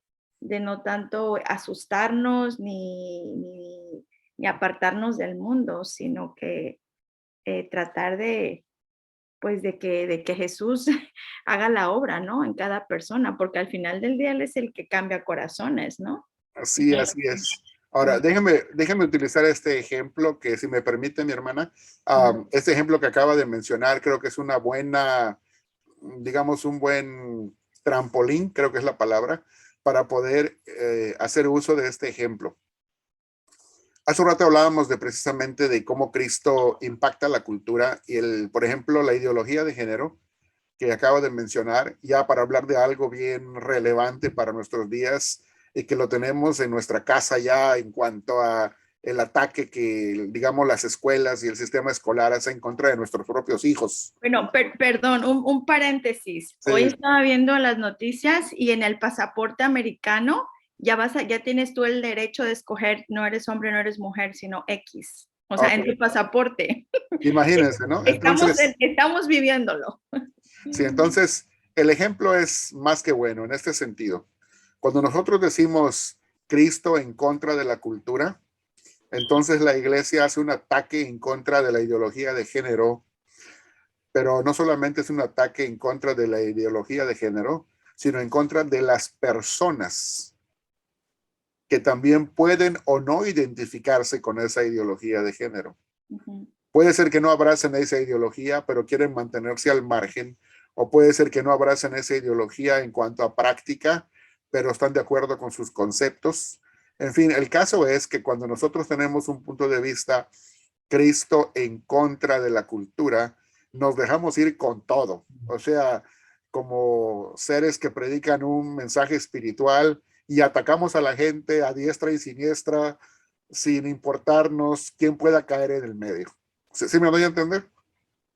Ahora, cuando nos vamos al otro extremo de Cristo es igual a la cultura, entonces decimos, bueno, pues, ¿qué le vamos a hacer? Si el gobierno dice que es así, pues aceptémoslo, abracémoslo, apoyémoslo y pongamos hasta candidatos que lleven adelante la nueva ideología de género y actualicémonos, pongámonos al día. O sea, eso es Cristo igual a la cultura. O sea que la cultura va a cambiar la iglesia, va a cambiar toda la sociedad y nosotros pues no nos opongamos, sigamos como un camarón que se lo lleva la corriente, ¿verdad? O sea, ese es el otro extremo, es el punto de vista liberal. En el otro está el punto de vista fundamentalista, ¿verdad? Ahora viene el neoevangélico y lo que va a decir es lo siguiente. Bueno, creemos que Cristo vino a cambiar y a transformar nuestra cultura. Bíblicamente no estamos de acuerdo con la ideología de género, así que bíblicamente no podemos apoyarla ni defenderla, ni mucho menos llevarla adelante. Pero como neoevangélico tengo que responder a las siguientes preguntas, porque dentro de las personas, ya sea que practiquen o defiendan la ideología de género, ¿qué tal si viene alguien y le diga a usted como persona, como madre o padre de familia o como pastor, sí, padre o madre de familia, pero ¿cómo le vamos a hacer si los niños genéticamente ya nacen así? ¿Mm? Entonces uno se empieza a rascar la cabeza, ¿verdad? Y uno dice, ¿y cómo voy a responder esa pregunta? ¿Verdad? O por ejemplo, que venga alguien y le diga, bueno, según la más alta ciencia freudiana del análisis psiquiátrico de Freud, pues lo que nos dice es que este asunto psicológico era algo en cuanto a la identidad de un tercer sexo, es algo que nuestra sociedad tenía reprimido en las personas. Pero ahora, debido a las diferentes oportunidades que hay, pues hay que dejar que salga ese subconsciente y que se manifieste como tiene que manifestarse. Es parte de la psicología de la persona, es algo natural, ¿verdad? Entonces, como neoevangélico, la postura neoevangélica simple y sencillamente lo que va a hacer es decir, vamos a estudiar esto científicamente y académicamente hasta las más últimas consecuencias de la verdad, hasta donde nos lleven los estudios. Y entonces no le vamos a tener miedo a la psicología, no le vamos a tener miedo a la ciencia. Primero y antes que nada, porque la ciencia no está destinada, aún la misma ciencia Dios la creó. Entonces, no está destinada para estar en contra de nosotros como personas que creemos en el mensaje bíblico, pero tenemos que equiparnos académicamente para dar respuestas académicas a aquellos que nos atacan académicamente. Ya no podemos responder académicamente, por ejemplo, a un joven que viene de la universidad, digamos, con una influencia académica negativa y que nos pregunte y que nosotros le respondamos y que nada más nuestra respuesta toda a sus grandes preguntas académicas y postulados académicos que nos presente, tratando de convencernos que le digamos, bueno, es que en la Biblia nada más dice que Dios creó un hombre y una mujer y eso es todo. ¿Sí me doy a entender? No estoy diciendo que eso esté mal. No estoy diciendo de que eso no sea bíblico. Lo que estoy diciendo es que no responde académicamente a una pregunta académica que un joven necesita, aún más si es un joven que creció en la iglesia y que necesita y está buscando una respuesta académica nuestra bien desarrollada, no tanto para atacar, sino para poder defender su propia fe. ¿Sí me voy a entender? Sí, amén. Y si no la tenemos, entonces, ¿qué va a pasar? Lo vamos a perder, los vamos a perder. Tarde que temprano vamos a perder esa generación, pero porque nos faltó capacitación. Imagínense que en nuestras iglesias muchas veces somos tan fundamentalistas en actitud, quizás no en credo, pero en actitud, que a veces llega a una persona hasta decirle a otra, eso del tanto estudio de la Biblia y eso tanto de la academia, eso es no es para mí y no se necesita eso, ¿verdad? Y entonces hay gente que dice, ¿para qué ir a un instituto bíblico? Eso es demasiado dinero, demasiado esfuerzo. Si Cristo nunca fue al instituto bíblico y los apóstoles nunca fueron al instituto bíblico, entonces, ¿para qué tengo que ir al instituto bíblico? ¿Verdad? O sea, es gente que ya viene vacunada en contra del estudio, ¿verdad? Y entonces y hasta utiliza ciertos versos de la Biblia para atacar la preparación bíblica de una persona. Es como aquel fundamentalista que viene y le puede decir a usted, la letra mata, pero el espíritu vivifica. Y ahí dice que la letra mata. ¿Para qué va a leer usted un libro si es pura letra? ¿Verdad? ¿Así me doy a entender? Sí, hermano. Y hay gente en nuestras iglesias a veces que tiene esa perspectiva, esa actitud. Es una típica actitud fundamentalista, no neoevangélica. Entonces, cuando nosotros empezamos a estudiar los contextos bíblicos, pues obviamente y fácilmente nos damos cuenta de que el texto, la letra mata, pero el espíritu vivifica, no está hablando del tema del estudio bíblico, ¿verdad? O de la preparación o de la capacitación. Pero eso se debe a la falta precisamente de capacitación de una persona, ¿verdad? Bíblica. Sí, la capacitación bíblica de una persona. Pero ese es el tipo de actitudes a veces con el que tenemos que enfrentarnos, ¿verdad? Sí. Eso aunado muchas veces, no estoy diciendo que todas las congregaciones sean así, pero muchas veces hay congregaciones latinas donde uno llega y la realidad es que tenemos hermanos y hermanas muy queridas y muy apreciados y preciosos a la luz del evangelio, que a veces debido a sus circunstancias, pues apenas a veces terminaron primero, segundo, tercero de primaria y más de eso no lograron estudiar, ¿verdad? Entonces también debemos comprender de que hay personas en nuestro ambiente en el que a veces estamos como iglesia, porque a la iglesia llegan personas de todo tipo, ¿verdad? Con todo tipo de trasfondo, que hay que saber ayudarlas también. Y no porque tengan muy poco estudio o porque tengan una capacitación muy limitada en cuanto al entendimiento bíblico, no quiere decir que no son nuestros hermanos o que debemos minimizarlos o despreciarlos o verlos de menos. No, son nuestros hermanos en la fe y debemos ayudarnos en la manera que más los necesiten y que sea más efectiva para ellos, ¿verdad? Amén. Y estar conscientes de que vamos a ser criticados, ¿no, hermano? Estar conscientes de que siempre va a haber un ataque en contra de esa persona que quiere, pues, ayudar, porque al final del día se trata de eso, ¿no? De ayudar a las personas. Hay versos que sacamos de fuera de contexto, ¿no? Ahorita que estaba diciendo que la letra mata, se me vino al pensamiento este verso que dice que el conocimiento envanece, ¿no? Pero el amor edifica. Así Entonces es. la gente te empieza a decir, Entonces, no, pues ya se te está subiendo. ajá, Y la verdad que debe de haber más comprensión. Mi cuñada me decía en Oaxaca que entre más conoce uno, más conocimiento llega a tener el ser humano, más humilde debemos de ser. Y así es. comprender, ¿verdad? Aquellos que tal vez no tienen la capacidad, los medios, los recursos para entender, ¿verdad? Así es, y eso pues nos lleva al punto que la hermana Nancy nos mencionaba hace un rato, porque así como va a haber necesidad en personas que solamente llegaron a tercero de primaria, un ejemplo, también va a haber de los más altos hermanos y hermanas preparadas en sus profesiones seculares, eruditos en medicina, eruditos en jurisprudencia, en fin. Y para todo tenemos que tener una respuesta relevante y positiva, Amén. según el ámbito que nos estén preguntando, ¿verdad? Entonces, por eso es necesario que estemos preparados. Y de hecho, pues la misma Biblia dice que estemos preparados para dar razón de nuestra fe a quien nos pregunte, ¿verdad? Amén. Entonces, ¿qué tipo de razón vamos a dar? Bueno, ya depende de cada quien, ¿verdad? Sí, sí, hermano, tiene razón. He escuchado, me he topado con personas que dicen que la religión es para los ignorantes.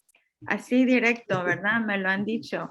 Pero al final del día, pues al contrario, la religión o el conocer más de Dios y tener una mente amplia no tenerle miedo a la ciencia, no tenerle miedo a la psicología, pues nos va a abrir puertas para llegar a aquellos que no conocen al Señor. Así que Sí, y el punto es de que a veces tenemos que saber entender el contexto. La mayoría de las gentes que habla en contra de religión y dice la religión es para los ignorantes, es porque la única religión que a veces han conocido es la religión del fundamentalismo, ¿verdad? Entonces, con esas actitudes y con aproximaciones bíblicas incorrectas, entonces están rechazando simple y sencillamente no un real cristianismo como debería de ser, sino que el presentado por cierto tipo de organización o de persona. amén, amén. Bueno, si no hay alguna otra pregunta o comentario, si no tienen algún otro, o sí, aprovechamos ahora. ¿Sí está claro? Bueno, vamos a seguir proyectando aquí otra partecita que tenemos en la clase.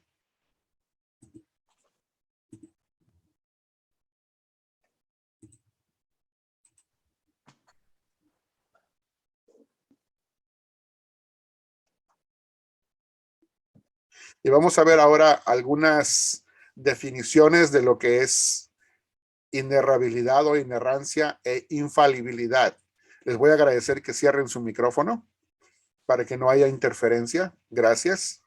Dice así: inerrabilidad o inerrancia. Concepto que sostiene que la escritura está completamente libre de error.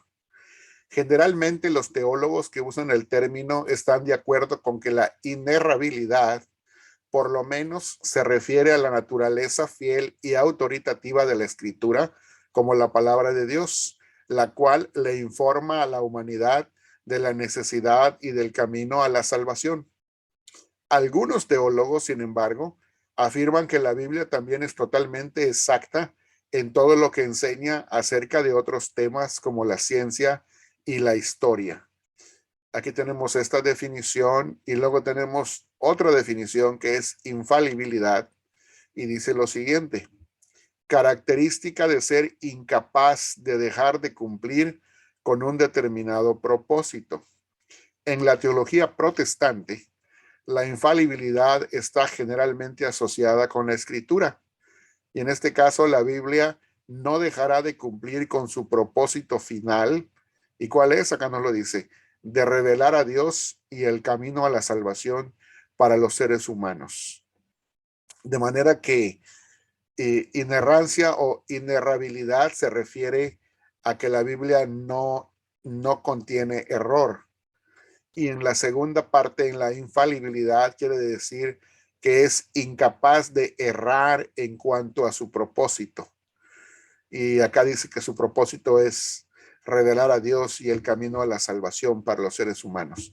Esto lo tomamos de el Diccionario de Bolsillo de Términos Teológicos por Stanley Grenz, David Guretzky y Cheryl F. Nordling, editorial Mundo Hispano, ¿verdad? Y acá tenemos otra definición que es inspiración. Término utilizado por muchos teólogos para designar la obra del Espíritu Santo, de capacitar a los autores humanos de la Biblia para escribir aquello que Dios deseaba que quedara registrado en las Escrituras. Las teorías que explican cómo Dios supervisó el proceso de la formación de las Escrituras varían desde el dictado, y es lo que significa es los autores humanos escribieron como si fueran secretarios, registrando palabra por palabra lo que Dios decía o dictaba, hasta la escritura extasiada, o sea que es otra de las formas en que se entiende que la inspiración ocurrió, o sea que los autores humanos escribieron cuando estaban en el máximo de su creatividad humana. La mayoría de las teorías evangélicas de la inspiración sostienen la creencia de que el Espíritu Santo guió divinamente la formación de las Escrituras, mientras que al mismo tiempo permitía que elementos de la cultura de los autores y el contexto histórico se manifestaran, por lo menos, en cuestiones de estilo, gramática y selección de palabras. O sea que aquí estamos hablando de que el Espíritu Santo guió divinamente la formación de las Escrituras, mientras que al mismo tiempo, o sea, simultáneamente, permitía el Espíritu Santo que elementos de la cultura de los autores y el contexto histórico se manifestaran, por lo menos en cuestiones de estilo, o sea, al escribir, gramática al escribir y la selección de palabras al escribir. Entonces, esto viene del diccionario de bolsillo de términos teológicos, también por Stanley Grenz, por los mismos autores de hace un momento. Y aquí tenemos otra definición más que dice así: inspiración plenaria, punto de vista originado a fines de la Reforma, o sea, del movimiento de la Reforma, y ese movimiento estamos hablando de los reformadores como Martín Lutero, Juan Calvino, etcétera, sobre la inspiración bíblica, que sostiene que Dios es el autor fundamental de la Biblia, o sea, principal de la Biblia en su totalidad. Esto es, la obra supervisora de Dios en la inspiración se extiende por toda la Biblia y por cada una de sus partes. La inspiración plenaria garantiza que todo lo que la Biblia ha llegado a afirmar que es verídico es tanto autoritativo como útil para la creencia y la práctica cristiana. Y viene de la misma fuente que es el diccionario de bolsillo de términos teológicos. Ahora, tenemos una pregunta más que vamos a dialogar el día de hoy que dice así: ¿hay base escritural para decir que la Biblia es inerrante en todo sentido, incluso en los campos de la ciencia y la historia? ¿Por qué sí o por qué no? ¿Hay base escritural para decir que la Biblia es inerrante en todo sentido, incluso en los campos de la ciencia y la historia? ¿Por qué sí o por qué no? Así que vamos a dejar de compartir aquí y vamos a regresar para tomar opiniones y también avanzar en comentarios. ¿Pueden abrir sus micrófonos?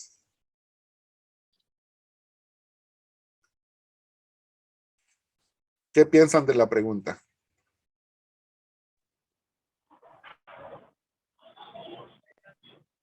Sigamos. Pues yo creo que la pregunta se responde fácil, porque la pregunta dice si hay base escritural. Bueno, yo creo que sí, base escritural para afirmar tal cosa, sí. Pero hay que entender que la Biblia no pretende ser ni un libro de historia, ni un libro de ciencia. Gracias. Eso es muy importante. O sea que en cuanto a la inerrancia, tenemos nosotros que, ya que hemos analizado un poquito las definiciones, tenemos que hablar, como decíamos, una cosa es lo que la Biblia es, ¿verdad? ¿Qué es lo que contiene la Biblia y qué es lo que es? Y otra cosa es lo que se propone, ¿verdad? Entonces son dos cosas diferentes y no debemos confundir una cosa con la otra. Cuando hablamos de inerrancia, estamos hablando de lo que la Biblia es y de lo que la Biblia contiene. Y si nosotros afinamos esa definición, es muy importante porque a veces dentro de la definición de inerrancia le incluimos y confundimos la definición de inerrancia con la definición de infalibilidad y no es lo mismo. La Biblia es inerrante en todo lo que contiene y en todo lo que dice. Sin embargo, cuando hablamos de cuál es su propósito y qué es lo que trata de llevar a cabo en la comunicación y en la revelación que trae para los seres humanos, tenemos que hablar de infalibilidad. Entonces, ¿por qué? Porque como vimos en las definiciones, en la infalibilidad, su propósito infalible de parte de Dios es que quiere revelar la voluntad de Dios a los seres humanos y quiere revelar el camino de salvación para los seres humanos desde el punto de vista divino. Ahora bien, cuando estamos hablando de lo que es inerrancia y regresamos a la naturaleza de lo que es la escritura, debemos siempre entender que no podemos irnos a ninguno de los extremos, que hay dos muy fáciles de entender y de ubicar, como siempre lo hemos hecho, a izquierda y a derecha. Vamos a empezar por el de izquierda. El de izquierda, que es el punto de vista liberal, lo que nos va a decir es que la Biblia no es otra cosa que simple y sencillamente y llanamente palabra de hombre, palabra de ser humano. ¿Sí me doy a entender? Y como palabra de hombre y como palabra de ser humano, desde el punto de vista liberal en cuanto a lo teológico, entonces eso va a significar que la Biblia, si no es que es nada más palabra de ser humano, entonces está limitada a todas las limitaciones, valga la redundancia, de los seres humanos. Y si como seres humanos somos imperfectos, entonces la palabra de Dios, como es, entre comillas, palabra de Dios, también es imperfecta, porque está hecha por seres humanos y a final de cuentas es palabra nada más humana, desde el punto de vista liberal. ¿Sí me dio a entender? Ahora, si nos vamos al otro extremo y nos vamos al punto de vista fundamentalista, el punto de vista fundamentalista se va a otro extremo también, que dice, es palabra de Dios y nada más es eso. Es palabra de Dios y hay muchos que hasta llegan a idealizar, llegan a idolatrar la imagen que tienen en sus mentes nada más de lo que es la escritura, porque le quitan y le restan la participación humana en lo que fue la inscrituración de la revelación divina, y entonces hacen que nada más sea palabra de Dios. ¿Qué significa eso? Como que pensaran que la Biblia fue dictada, como que los que lo escribieron no tuvieron ningún tipo de participación en ello, más que como que eran como una persona que estuviera sentada en una silla con alguna cosa, con algún conducto en la cabeza, y que le venía directamente desde arriba como un fluir divino, y que nada más iba mecánicamente como si fuese un robot escribiendo todo lo que venía del cable de arriba. Y esa no es tal cosa. ¿Sí me doy a entender?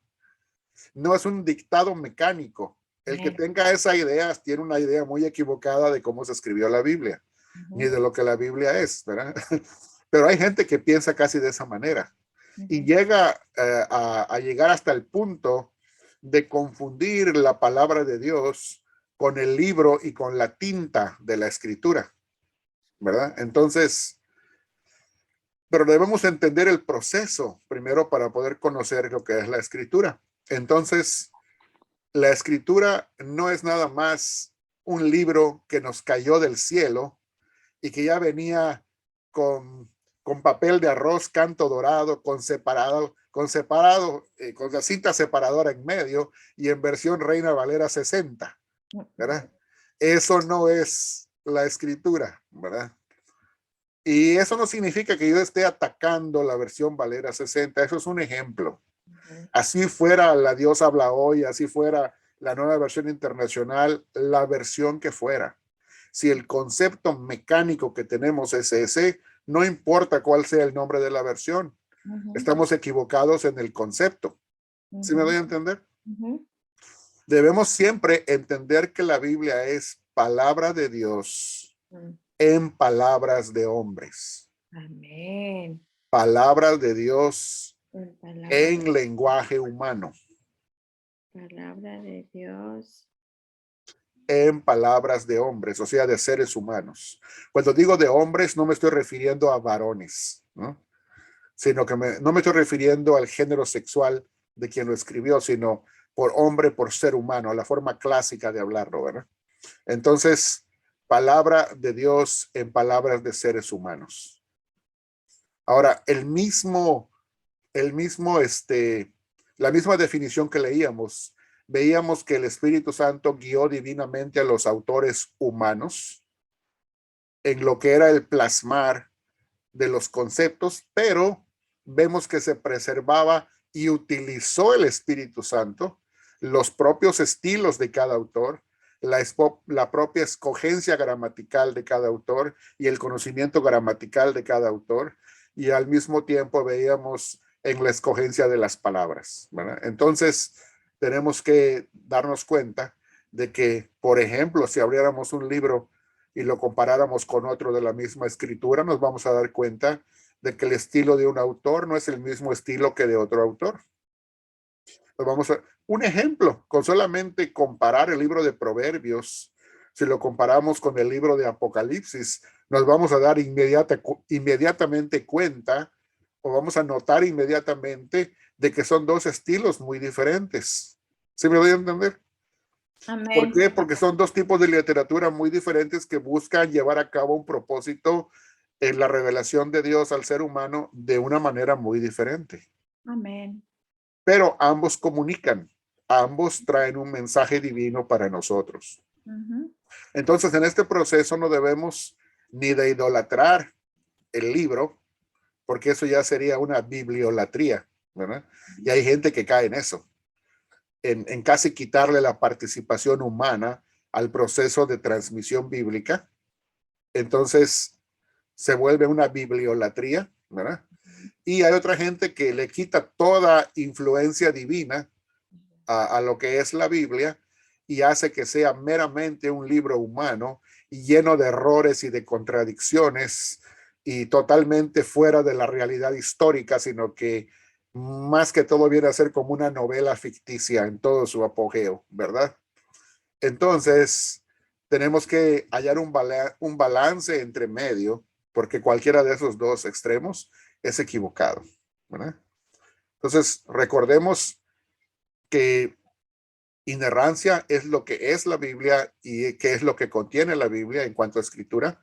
Y segundo, infalibilidad es lo que la Biblia busca en cuanto a su propósito, ¿verdad? Entonces son dos cosas diferentes. Pero cuando no sabemos la diferencia, entonces le atribuimos a la Biblia en sus definiciones cosas equivocadas.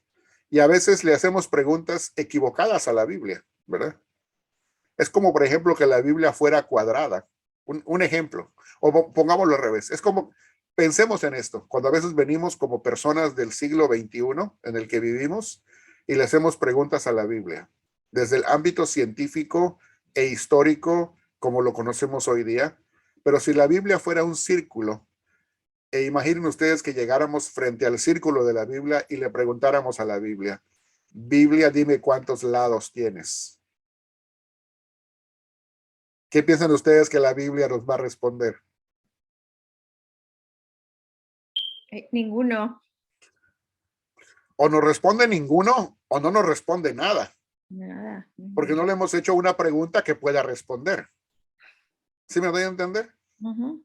Lo mismo ocurre cuando nosotros nos acercamos a hacerle preguntas en cuanto a ciencia e historia, que aunque la Biblia habla de cosas históricas, pues no es un manual de historia. Cuando habla de cosas de ciencia, tampoco es un manual de astronomía, ni de geología, ni de paleontología, ni de... En fin, ¿verdad? O sea que en cuanto a su propósito, debemos saberle hacer las preguntas, no las preguntas equivocadas, ¿verdad? A veces como ocurre, ¿verdad? Hay gente que se pregunta, ¿y de qué tipo de madera era el arca de Noé? Y la respuesta es, lo importante no es el tipo de madera que se utilizó para ello. Lo importante es para qué sirvió el arca y por qué la hizo Noé. Amén, amén. Y más importante de eso es, ¿quién le dijo que la haga y con qué propósito? Amén. Aleluya. Entonces la Biblia nos puede responder, ¿verdad? Pero si no dijera de qué tipo de madera es, aunque sí lo dice, pero si no dijera de qué tipo de madera es, no importa. Porque ese no es su propósito. No era su propósito, no era decirnos de qué tipo de madera es. No para eso se inscrituró el término, ¿verdad? Del arca ya en el punto, ¿verdad? Pero lo mismo es, y quizás voy a tratar nada más simple y sencillamente de ponerles un ejemplo. Y a veces le hemos hecho preguntas al texto bíblico incorrectas. Y una de ellas es para satisfacer nada más nuestra curiosidad. Por ejemplo, preguntamos, ¿En cuántos días se hizo la creación en el libro de Génesis? ¿Verdad? Y ahí pues dice la Biblia que se hizo en los días que dice que son, ¿verdad? La respuesta es correcta. Pero luego hacemos otra pregunta subsecuente, que esa no tiene la Biblia el propósito de decirnos. Pero nosotros se la preguntamos y a veces llegamos a diferentes respuestas. ¿Por qué? Porque ese no era su propósito. La siguiente pregunta es, ¿y los días eran de 24 horas? Algunos van a decir sí, otros van a decir no. ¿Por qué? Porque la Biblia no dice que eran de 24 horas. Su propósito no era decirnos que eran de 24 horas. Nada más quiero aclarar, no estoy en pleito con aquellos que dicen que sí, ni tampoco estoy en pleito con aquellos que dicen que no. Simple y sencillamente porque el propósito del escritor bíblico no era decirnos la duración de cada uno de esos días. El propósito del escritor bíblico era decirnos en cuántos días hizo Dios esa creación, pero más importante que eso es, ¿quién hizo la creación? ¿Verdad? ¿Y por qué la hizo? ¿Cuál fue su razón y con qué propósito? Entonces ahí sí le estamos preguntando a la Biblia preguntas que no son como la de cuántos lados tiene un círculo. ¿Sí me dio a entender? Si le hacemos las preguntas correctas a la Biblia nos va a responder. Pero si le hacemos las preguntas incorrectas, la Biblia se va a quedar muda porque no va a encontrar la respuesta correcta para tal pregunta. Va a decir, vuélveme a hacer la pregunta. Y si seguimos con lo mismo, pues nos va a decir, vuélveme a repetir la pregunta porque no la entiendo. No fue diseñada para responder esa pregunta. ¿Sí me voy a entender? En breve, así nada más, ¿verdad? Pero a veces, como hemos sido no educados, sino adoctrinados, entonces decimos, si no es así como me enseñaron a mí, entonces no puedo tener comunión contigo. O sea que somos demasiado estrictos en la interpretación bíblica, pero eso ya no es porque el Espíritu Santo nos haya guiado a eso, sino porque esa fue la adoctrinación de nuestra experiencia eclesiástica. Pero pues también debemos tomar en cuenta eso, ¿verdad? Porque, solo el Espíritu Santo, hermano. Claro, entonces debemos saber también tomar en cuenta que no aprendemos de la Biblia ni de la teología en un vacío, sino que tenemos a alguien que nos va enseñando. Yeah. Entonces depende de qué tan bien nos enseñe o qué tan correctamente nos enseñe la persona que nos va guiando en el estudio de la palabra. Amén, amén. Pero si una persona lo entiende en cierta manera, amén, gloria a Dios. No por eso va a dejar de ser mi hermano en Cristo, ¿verdad? Aleluya. Y si otro tiene una perspectiva más abierta en cuanto a eso, bueno, amén, aleluya, sigue siendo mi hermano en Cristo, ¿verdad? Gloria a Dios, que están leyendo la Biblia. Entonces, lo importante es que tenemos un mismo Dios y un mismo Señor. Y debemos orarle nada más al Señor para que el Señor nos guíe a toda la verdad. Dice que su Espíritu nos guiará a toda la verdad. Entonces, confiemos en el Señor, sigamos humildemente estudiando de su palabra, pero más importante, sigamos amándonos unos a otros. Y en el amor de Cristo, pues, el Espíritu Santo nos va iluminando, ¿verdad? Bueno, déjenme concluir aquí la clase. Hay una partecita última que quiero compartirles.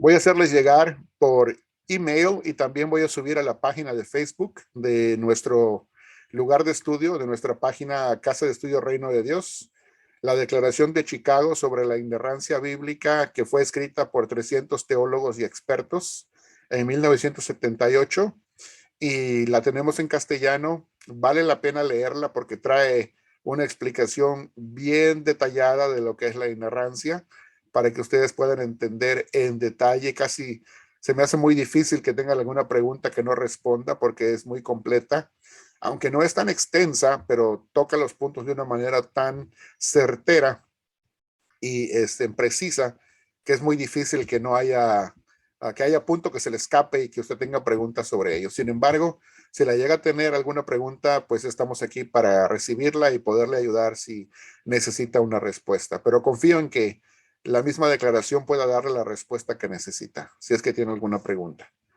¿Es también, corta, hermano, perdón, o es que... y son aproximadamente como unas 5 páginas. Ah, ok. Amén, Y amén. no es un libro, es un artículo. Ajá. Ok, gracias. Y luego tenemos el diccionario de bolsillo de estudios bíblicos, que también se los voy a hacer llegar por PDF para que puedan ir ampliando su biblioteca digital. Y ese también lo van a recibir en forma gratuita. Esa ya tienen esta.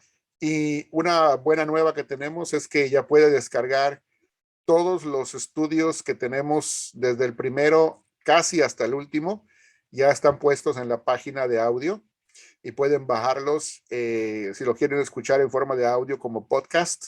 Pueden ir a Anchor, en esta parte que tenemos aquí de Anchor. Ahí pueden ir, ¿verdad?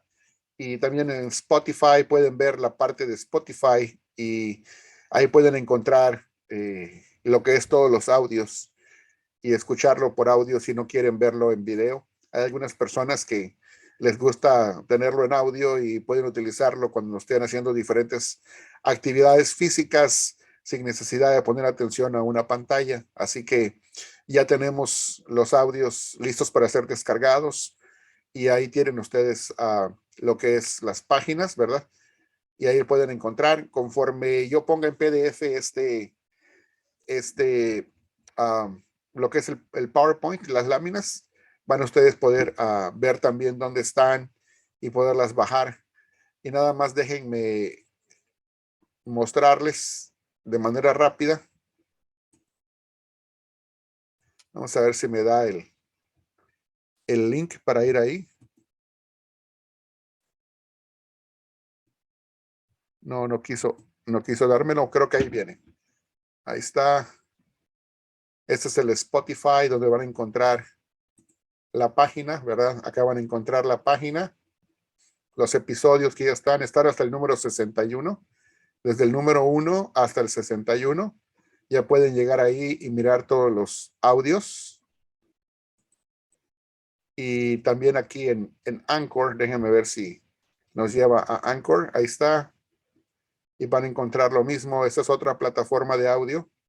También está hasta el 61. Así que ya los tenemos casi todos. O sea, faltaría muy poquito si es que falta alguno. Pero eso pues es para ayudarlos y que tengan otra forma digital en que puedan aprovechar el estudio. Bueno, con eso terminamos el día de hoy. Paz y bendiciones. Y ya voy a dejar de compartir para un último comentario o una última pregunta.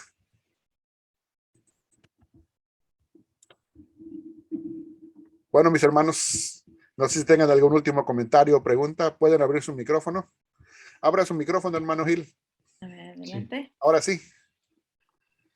Sí, hermano, ven, es correcto en cuanto a lo que uno sabe de que el origen o la naturaleza de la Biblia tiene dos naturalezas, dos orígenes, uno divino y uno humano.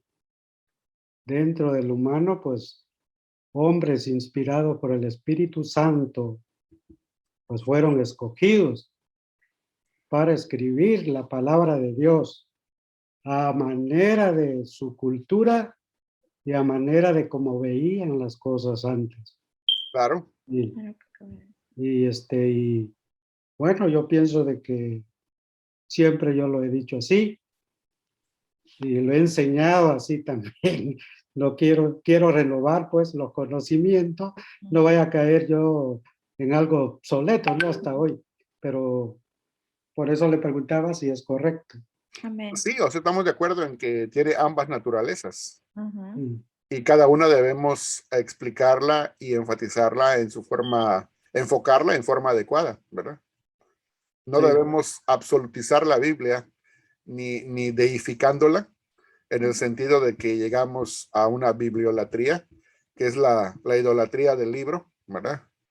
Ni tampoco caer en un sentido de minimizarla o menospreciarla, degradarla para decir que nada más es pura palabra de hombre, de ser humano tampoco, sino que hay que mantenerla en su balance y en su equilibrio adecuado, ¿verdad? Amén, amén, amén. Amén. Sí. Hermana Nancy. Gracias, hermano Gil. Yo solamente tengo una pregunta acerca de, ¿se debe excluir la cultura de los hombres que escribieron la Biblia para poder aplicarla a la cultura nuestra? O sea, excluir un poco la cultura de la Biblia. Bueno, eso lo vamos a empezar a estudiar a partir de la próxima semana, cuando empecemos el nuevo curso Exégesis y Hermenéutica. Ahí vamos a aprender un poquito de ello, pero a grandes rasgos y en forma breve, nada más quiero mencionar de que cuando nosotros empezamos a hacer exégesis, o sea, el estudio profundo de la escritura, la primera cosa que tenemos que tomar en cuenta es la cultura. O sea que para hacer exégesis o indagar y profundizar, para poder llegar al sentido más aproximado del texto bíblico, tenemos que tomar en cuenta la cultura, obviamente, ¿verdad? Pero una vez que hemos hallado el principio de enseñanza, aún a partir de la cultura y de otros ámbitos del texto que vamos a aprender a estudiar, cuando ya regresamos en el tiempo y traemos ese mensaje de vuelta a su relevancia del lector, a la relevancia del que está estudiando como intérprete el día de hoy, entonces la cultura de ese entonces tiene que ser recontextualizada y traerla a la cultura de nosotros, porque la cultura nuestra no es la misma que la cultura de la Biblia. Pero para poder interpretarla y sacarle su primer mensaje y primer, digamos, intención en su aproximación exegética de estudio, entonces ahí sí hay que tomarla en cuenta en todo su sentido. Vuelvo a repetir, cuando ya aproximamos eso y cuando ya, por así decirlo, por utilizar este término, escarbamos y excavamos y sacamos esa perla de gran precio en cuanto a sentido y significado, entonces al traer ya eso a nuestro tiempo, hay que quitar ese ropaje inicial de cultura, dependiendo de qué tipo de texto fue, si fue del Antiguo Testamento o del Nuevo, y entonces hay que traerlo y recontextualizarlo, ¿verdad? A nuestro tiempo, y en ese entonces vamos a tener que tomar en cuenta la cultura nuestra, ya no la cultura del autor. ¿Ok? ¿Sí me di a entender? Sí, hermano, gracias. ¿Cómo no? ¿Algún otro comentario? Yo nada más tengo una curiosidad sobre el logo que usa. Palabras en hebreo. En la última palabra sí la entendí, pero las Sí. primeras tres no. En la parte de arriba dice Malhut Ha Elohim, ¿verdad? Uh-huh. Malhut significa reino. Y Ha es el artículo el.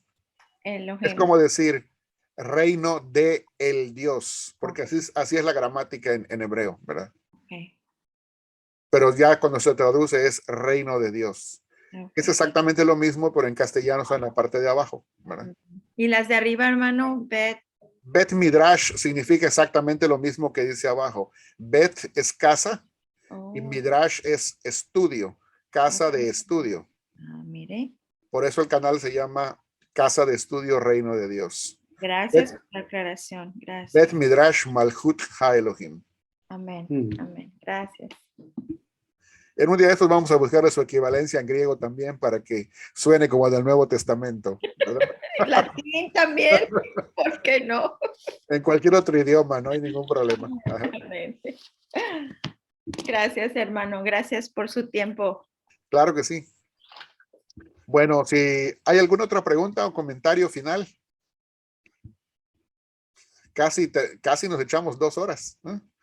Yo pensé que iba a tardar 1 hora y media, pero ahí pues va a ser tiempo ya de despedirnos, ¿verdad? Bueno, entonces, sí, Amos, adelante. Gracias, Bey, por la magistral enseñanza. Y yo creo que con esta última plataforma ya dejamos todo listo para lo que viene, que es exégesis y hermenéutica. Así es. Gracias. Y en pocas palabras, bueno, cuando me preguntan, ¿y usted qué es? Bueno, pues simple y sencillamente a veces respondo, soy neoevangélico, ¿verdad? Esa es mi aproximación y por eso la dejé de esta de último, ¿verdad? Para que pudiéramos, y no nada más porque, no porque esa sea mi aproximación, simple y sencillamente porque cronológicamente así se fueron dando uno a uno los movimientos que han acontecido en forma histórica en lo que es el desarrollo del cristianismo y pues me identifico con esta última postura, ¿verdad? Estar profundizando académicamente en diferentes puntos para poder dar respuesta académica a quien académicamente pregunte. Y si alguien pregunta en forma sencilla, pues también le respondemos en forma sencilla, ¿verdad?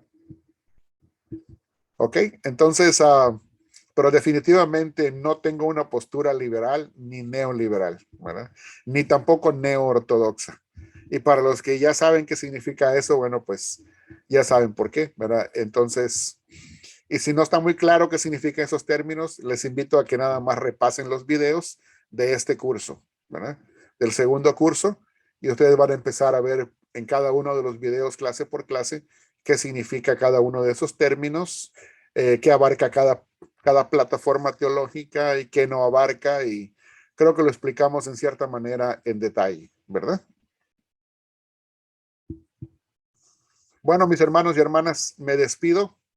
Pasen ya a descansar y si gustan, pues ya más después, conforme subamos esta clase, pues ya pueden ustedes repasarla de nuevo y si tienen alguna pregunta, con todo gusto envíanla por WhatsApp, por Messenger, por el mensaje que ustedes quieran y trataremos de darle respuesta. Bendiciones y nos vemos Dios lo bendiga. de este sábado al que viene, ¿verdad?